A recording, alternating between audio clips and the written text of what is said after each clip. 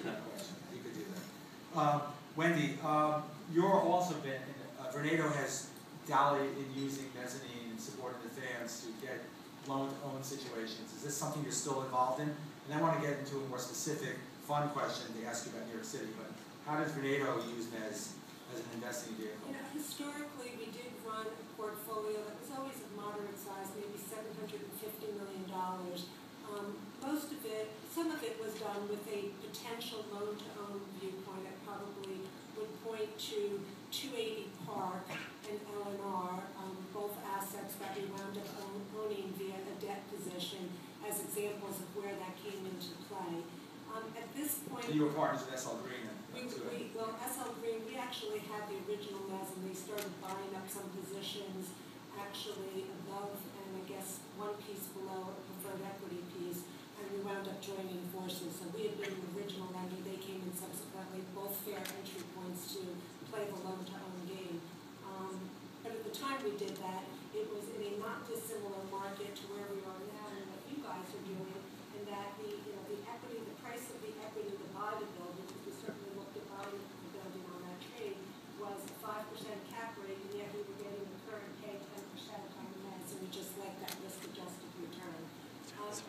Currently, we're not really, we look at it very selectively, and we would potentially do it, but I can't say that it's, it's an active part of our business right now. But when it works really well. And I think, like, for instance, you and I have had this conversation, you're not really looking to loan-to-own. In fact, I think if you got into the position of having to own, you're probably going to dispose of debt to somebody like me who would be happy to take that position. You're all competitors. No, not here.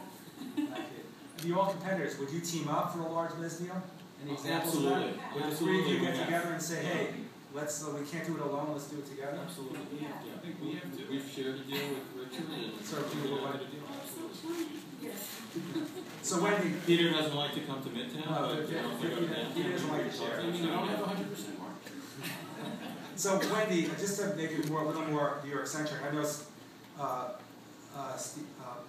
your chairman has said, Steve has said that he wants to become much more New York centric. Yes.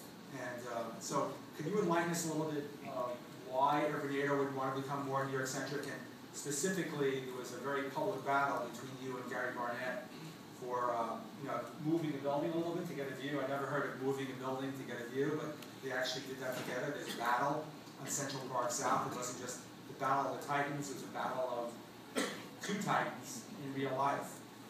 What happened there? Who won? And why is Vornado focused on Manhattan? So let's answer the first question first. We're focused on Manhattan because it's a great market. And so I think you've heard a lot today that, literally every day and certainly every week, somebody from another country, some of them you would expect because they're from China, but some of them are coming from countries that you wouldn't necessarily expect. And for a variety of reasons I think you've heard about, you'll certainly hear more, money wants to come to the United States. Once it decides it wants to come to the United States and be invested in hard assets, New York is number 1, 2, and 3 on their list, and they'll eventually get to San Francisco, Washington, D.C., and maybe a few other markets, but it's overwhelmingly New York City. And the reason is because it's a great, vibrant, diversified market. And the truth is, our expertise, we have a fully integrated team of people starting from the people who clean our buildings, the people who are the security guards in our buildings, the people who lease our buildings. Every aspect of our building is run by employees of Vornado, and so we're extremely hands-on. So the truth is you tend to have your highest success where you have your highest experience and where you're really able to be hands-on. And so I know Tishman Speyer and other places have been very successful, investing abroad. For us, really New York City and Washington, D.C. is our core competency, and we're going to continue to play on that strength. Who won? Who won? Okay, so with respect to the Battle of the Titans on 220 Central Park South, I will tell you that honestly, it was a classic example of a win-win situation where both sides came to the table with something important for each of them, and a very even trade was made. So at the end of the day, Gary Barnett, who has the site that's directly in front of ours, so that our building would have risen directly in front of his, in terms of a view toward Central Park, which is probably one of the most valuable assets in real estate today in the world, not just in the United States. So there really was a lot at stake.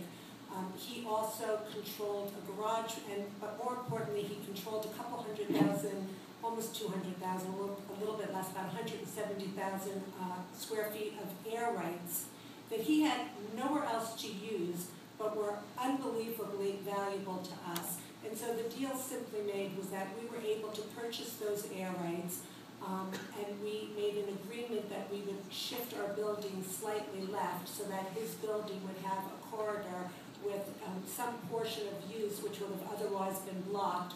We agreed, which was, from a practical standpoint, not a problem. We had no height restriction, but we agreed to not build higher than 950 feet, which is already a very tall building.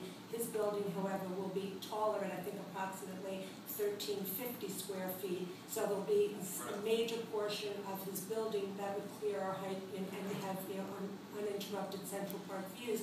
But at the end of the day, he actually did us a favor by causing us a delay, because we're building now into a for-sale market that, quite frankly, couldn't be better than where it is. And, you know, and he sold air rights for a high price, which was fair market value. We moved our building left. He gets a little sliver of light, and it's all good, and people are happy with the deal.